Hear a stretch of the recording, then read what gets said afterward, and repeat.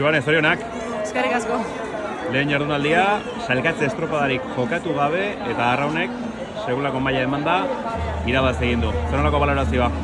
Bueno, ni ustez balorazio positiboa, gu gure lan atea gea, Tolosakin hor burrukan, banekin gero hori ez dutzen etorriko zala, orduan, pixkat erlojupeko lan hain dugu, gure dinamika izzentratuta, da gero bestekin gozuenan zain, eta ez dutu deunakin kontentu ateatako distantziakin, da jaurrengo azten pentsatzen.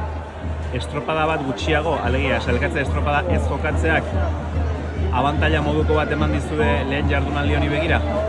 Bueno, bai edo ez dakit, egia da kaso honekean kontuan gatikan, beste esfortzu bat induelako, baina nik uste baita estropada dinamika hortatikan deskonektatzen zaitula, ez zaude baruio guztin sartuta, nervioa gorputzen sartzen pixkate kostatu zaigu aste honetan zehar, baina atzo honean entrenatutan ikuste pixka gusanillo ipiztu genula gorputzen, oso zentratutatea geha lehenengo minututikan, da nik uste torreke emaitza eman digula.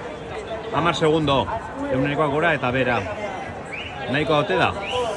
Bueno, olako kondizio batzuk emate baldin baia, abantaila politxa izan daiteke, baina bakigu kontxa zer den, kontxa da. Hurrengo asteburun igual kriston olatu txarra daude hemen egotea, da 10 segundu ez dira ezer, 10 segundu bi olatu dira, eta baukezu hartzea edo ez, eta nik uste hankak lurren euki barret dela, gure nala egin, da denboraldi guztian zehar, nik uste gure aite baldin badegu aurren egoteko gaitasuna aukeula, da nik uste horta jun bar deula.